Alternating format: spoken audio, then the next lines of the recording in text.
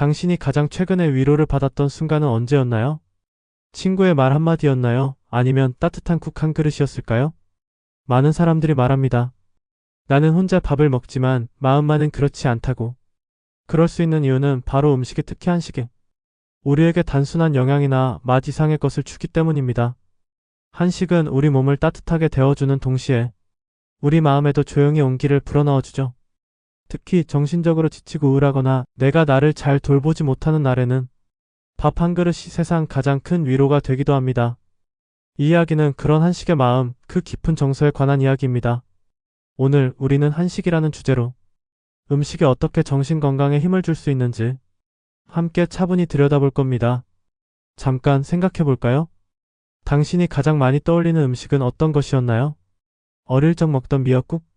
명절의 잡채? 감기에 걸렸을 때 끓여주던 진한 곰탕? 그 음식에는 누군가의 마음이 담겨 있었죠. 그리고 그 마음이 지금의 당신을 만든 겁니다. 한식은 단순히 한 나라의 요리가 아닙니다. 살아있는 이야기, 기억의 그릇, 감정의 집입니다.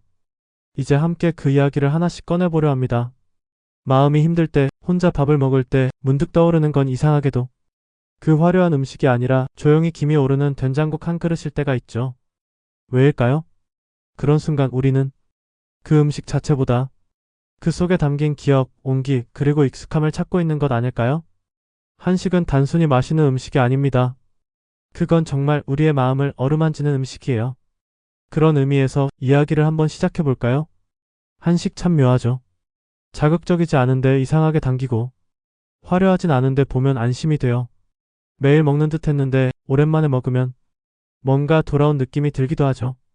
외국 음식들과 비교하면 좀 수수하고 담백한 편이지만 그 안에는 깊은 정서적 구조가 있어요.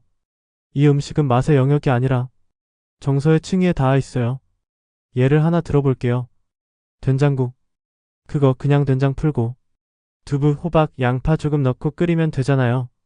근데 그걸 어떻게 끓였는지, 언제 먹었는지, 누구랑 같이 있었는지에 따라 맛이 완전히 달라지죠. 이건 단순한 레시피가 아니라 기억이에요. 정신과 상담에서도 종종 나오는 이야기인데요. 우울이나 불안을 호소하는 분들이 맛있는 걸 못 먹겠다고 이야기해요. 하지만 조금씩 상태가 좋아지면 가장 먼저 나타나는 변화가 밥을 먹고 싶어진다는 거예요. 심리학자들은 이걸 욕구의 회복이라고 해석하죠. 그 중에서도 특히 따뜻한 국물, 익숙한 반찬, 밥 한 그릇을 다시 찾는다는 건 마음이 회복되고 있다는 신호이기도 합니다. 음식이 정서에 미치는 영향은 과학적으로도 꽤 많이 밝혀졌어요. 특히 한식 같은 구조는 심리적으로 안정감을 주는 요소가 많아요. 대표적인 게 상차림 구조예요. 밥, 국, 메인 반찬, 작은 나물들, 김치 이렇게 하나씩 구성돼서 하나씩 골라 먹게 되잖아요. 이게 통제감을 회복하는 데 도움을 준다고 해요. 마음이 혼란스럽고 어지러울 때 내가 내 식사를 내 속도로 정리해가는 과정 자체가 심리적으로 굉장히 큰 의미가 있다는 거죠. 또 발효 음식, 김치, 된장, 고추장. 이건 단순히 건강의 문제가 아니라 정신 건강과도 연결돼 있어요.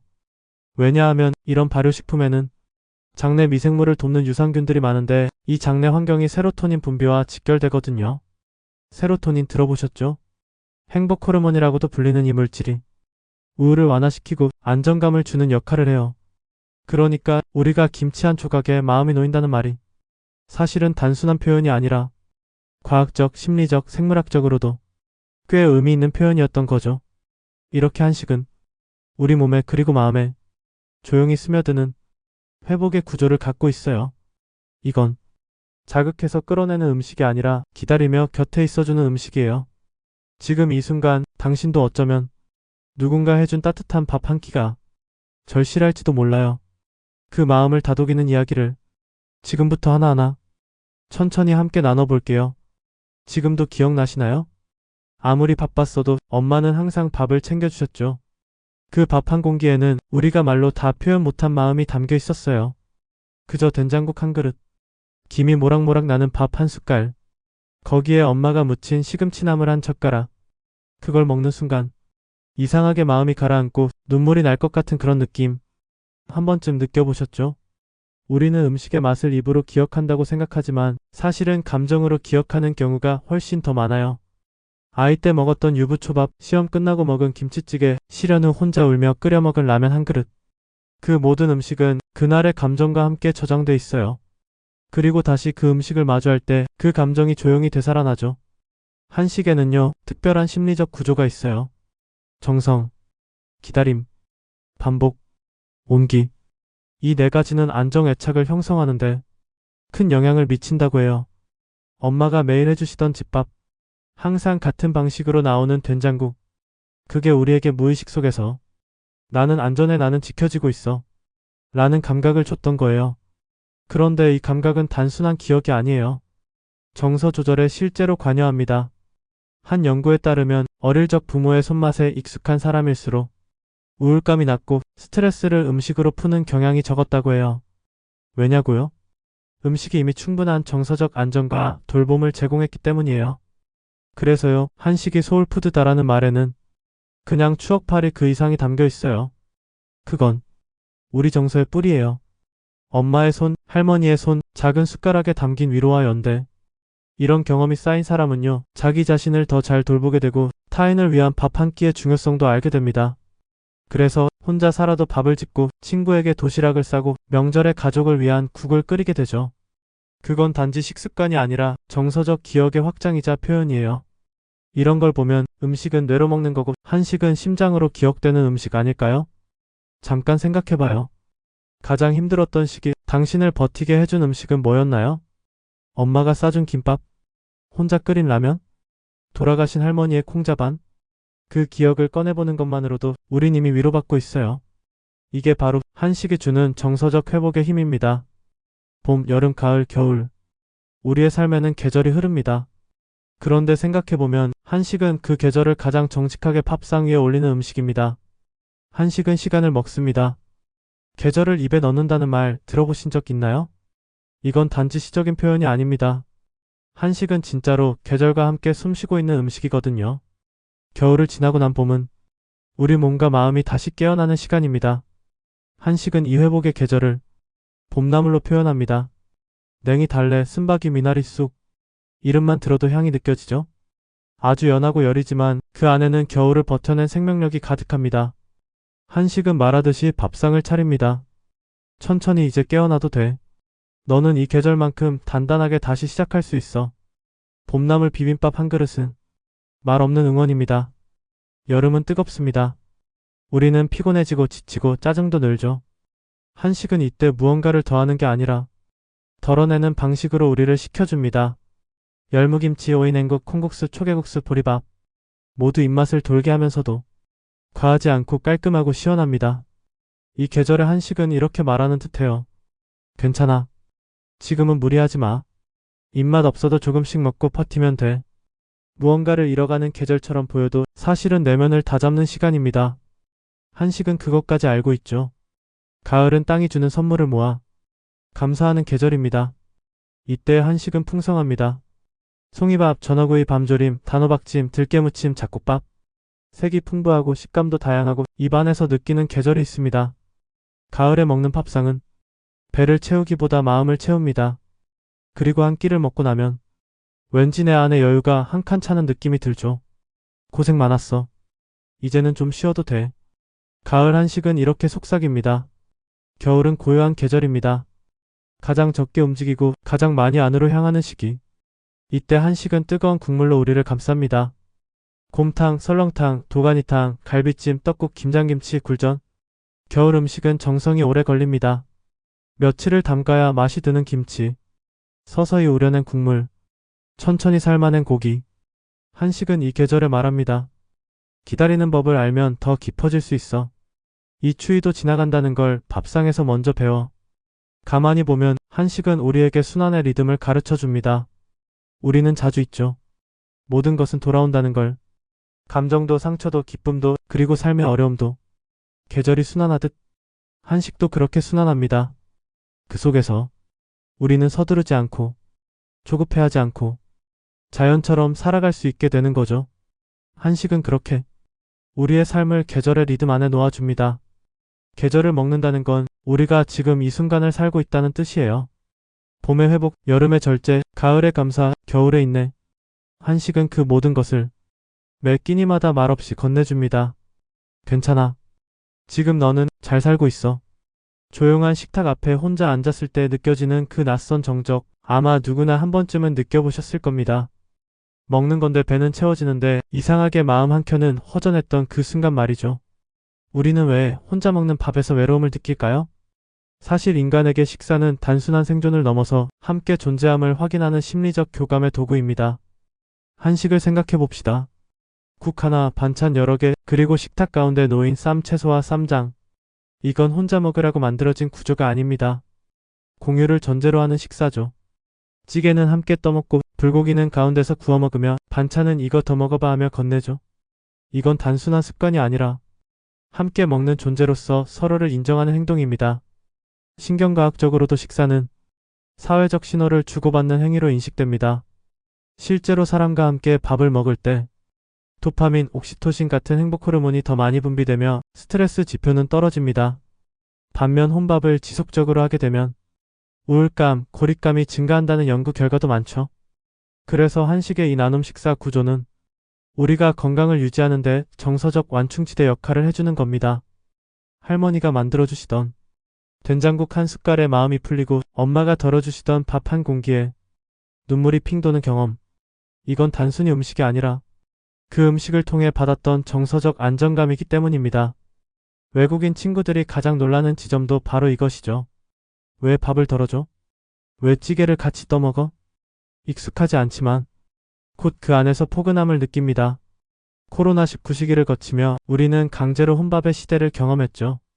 오랜 시간 혼자 먹는 식사, 화면을 켜놓고 먹는 랜선 밥상. 이 과정에서 더 명확해진 게 하나 있습니다. 아, 밥은 같이 먹는 게 진짜 밥이었구나. 정서적 허기가 식욕보다 더 괴로웠고 사람들과 나누는 식사가 얼마나 큰 위로였는지 알게 되었죠. 같이 밥을 먹는다는 건 단순히 자리를 함께하는 게 아닙니다. 이 반찬 내가 좋아하는 거잖아. 국 좀 더 줄까? 이거 맛있더라. 너도 먹어봐. 이 모든 말들이 사실은 나는 내가 소중해라는 표현입니다. 밥상 위에 놓이는 건 음식뿐 아니라 마음과 시간, 기억입니다. 최근엔 한식의 이런 정서적 공유 구조가 치유 푸드 세러뮤틱 푸드, 공동체 회복 푸드 커뮤니티 힐링 푸드로 연구되고 있습니다. 특히 유럽의 가족 상담사들이 가족 식사를 회복하는 것이 우울증을 예방하는 핵심이라며 한식 식사 구조를 모델로 삼기도 합니다. 물론 모든 순간을 누군가와 함께 할 수는 없습니다. 혼자일 때도 있죠. 하지만 신기한 게 있어요. 혼자 먹는 된장국도 누군가의 손맛이 느껴지는 것 같고 혼자 차린 밥상에서도 어딘가 익숙한 온기가 감돌죠. 그건 우리가 그 음식 속에 기억을 담아왔기 때문이에요. 한식은 혼자 먹어도 혼자가 아닌 음식이죠. 식탁은 단순한 공간이 아닙니다. 사람이 사람을 바라보고 마음을 나누고 고개를 끄덕이는 장소입니다. 한식은 그걸 아주 자연스럽게 만들어줍니다. 밥을 함께 나누는 것만으로도 사람은 덜 외로워질 수 있다는 걸 우리는 알고 있었고 한식은 그걸 기억하게 해줍니다. 지금 이 글을 듣고 계신 여러분, 오늘은 누군가와 따뜻한 밥 한 끼 함께 하실 수 있다면 어떨까요? 가끔은 이런 생각 해보셨을지도 모르겠습니다. 왜 엄마는 김치 하나를 담그는데 그렇게 시간을 들이실까? 혹은 굳이 새벽부터 장을 봐서 손수고기 삶고 국을 끓이실까? 그건 단순히 맛 때문만은 아닐 겁니다. 정성이라는 말에는 시간이라는 재료가 포함되어 있죠. 한식은 빠르게 소비되는 음식이 아닙니다. 빠르게 만들고 빠르게 먹는 것과는 거리가 있습니다. 그 대신 느리지만 깊고 단단한 마음이 담깁니다. 한식에서 가장 상징적인 느림은 바로 발효 음식입니다. 김치, 된장, 고추장, 간장 모두 며칠, 몇 달, 길게는 몇 년의 시간을 담습니다. 재료가 변해가고 익어가고 풍미를 더해가는 그 과정은 결과만을 위한 기다림이 아니라 과정 자체에 의미를 두는 삶의 방식입니다. 누군가를 위해 김치를 담그고 장독을 열고 맛을 보며 조금만 더 기다리자고 말하는 그 순간 우리는 단지 요리하는 것이 아니라 시간을 누군가에게 건네고 있는 것인지도 모릅니다. 나물 손질, 시금치의 뿌리를 자르고 도라지의 껍질을 벗기고 고사리를 자르는 일, 콩나물을 한 봉지 씻는데 10분, 채소를 데치고 물기를 짜고 조물조물 무치는데 또 15분. 이런 일들은 효율적인 사람이라면 비생산적이라 느낄 수도 있습니다. 하지만 이 느린 과정 속에서 우리는 내면을 정돈하고 있죠. 어쩌면 우리는 그 단조롭고 반복되는 손놀림 속에서 자신의 마음을 다독이고 스스로의 삶을 한결 부드럽게 정돈해 나가는 걸지도 모릅니다. 빠르게 차려진 한 끼, 전자레인지에 데운 도시락이 나쁘다는 말은 아닙니다. 하지만 따뜻한 밥을 짓고 국을 끓이고 반찬을 하나하나 담는 밥상은 그 안에 들어간 시간만큼의 정서적 안정감을 전해줍니다. 어릴 적 밥 먹자는 엄마의 말에 놀이터에서 뛰어들던 기억. 그저 배고픔을 채우는 게 아니라 하루의 균형을 잡는 중심점이었죠. 한식 밥상은 느립니다. 그리고 그래서 우리를 안심시키는 힘이 있습니다. 심리학에서는 리듬감 있는 삶이 사람의 감정 안정에 좋다고 이야기합니다. 규칙적인 수면, 일정한 운동, 반복되는 루틴. 한식은 그 리듬을 음식으로 실천합니다. 아침엔 된장국, 점심엔 김치찌개, 저녁엔 맑은 국물. 계절마다 바뀌는 나물과 장아찌. 명절이 되면 손이 많이 가는 전을 부치고 송편을 빚는 일. 이 모두는 리듬입니다. 그리고 그 리듬은 우리에게 괜찮다는 위로를 주죠. 느리게 익고 천천히 준비되는 음식은 우리에게도 천천히 살아도 괜찮다는 허락을 주는 것 같습니다. 요즘 시대는 속도가 가치처럼 여겨지죠. 패스트푸드, 초고속 배송, 30초 영상. 하지만 사람의 마음은 아직도 느림에서 위로를 받고 정성에서 편안함을 얻습니다. 한식은 그런 점에서 정신적인 안식처가 될 수 있습니다. 밥 한 공기, 된장국 한 그릇, 무생채 한 젓가락. 빠른 하루를 살아낸 우리에게 오늘도 수고했어라는 말을 전하는 느린 위로가 바로 한식 아닐까요? 이 긴 여정을 함께 해주셔서 감사합니다. 우리가 나눈 이야기를 되돌아보면 그 안에는 맛이라는 단어보다 더 깊은 무엇이 있었습니다. 한식은 그저 배를 채우는 음식이 아닙니다. 그 안엔 시간이 있고 기억이 있고 그리고 사람의 마음이 들어있습니다. 당신이 어릴 적 먹던 그 된장국, 아플 때 누군가 정성껏 끓여준 미역국, 명절이면 온 가족이 둘러앉아 나눠 먹던 송편과 갈비찜. 지금은 바빠서 자주 먹지 못해도 그 음식 하나하나가 우리 안의 감정의 서랍을 열어줍니다. 어쩌면 한식은 우리가 잊고 있던 자기 자신과의 연결 통로인지도 모릅니다. 우리는 함께 나눴습니다. 한식이 어떻게 심리적 위로가 되고 함께 먹는 식사가 얼마나 외로움을 줄여주는지, 그리고 제철을 먹고 정성을 나누는 방식이 우리 삶을 어떻게 회복시키는지. 그리고 이제 이 질문을 여러분께 다시 드리고 싶습니다. 당신에게 한식은 어떤 이야기였나요? 어쩌면 한식은 당신이 그동안 외면했던 어떤 기억일 수 있어요. 혹은 소중한 사람과의 시간일 수도 있고, 또는 지금도 매일 반복되는 일상의 안식처일 수도 있습니다. 가족을 떠올리게 하는 음식, 잊고 지낸 고향의 냄새, 혹은 나만을 위해 끓인 작은 찌개 하나. 모두 다 당신만의 이야기입니다. 그건 멋지고 당당하고 충분히 소중합니다.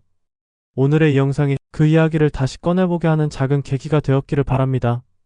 당신의 밥상에 놓인 음식이 오늘도 당신을 위로하고 있기를, 그리고 그 밥상 위에 놓인 이야기들을 이제는 당신도 누군가와 나눌 수 있기를. 여러분, 오늘 이 영상을 보며 떠오른 음식, 기억, 사람 혹시 있으셨나요? 아래 댓글에 남겨주세요. 그 이야기가 누군가에게 위로가 될 수 있어요. 이런 이야기들, 그리고 음식 너머의 정서를 계속 나누고 싶다면 좋아요, 구독, 알림 설정 해주시면 정말 감사하겠습니다. 지금까지 함께 해주셔서 진심으로 고맙습니다. 우리는 또 다른 이야기에서 다시 만날 수 있을 거예요. 당신의 밥상 위에도 늘 따뜻함이 함께하길 바랍니다. 안녕히 계세요.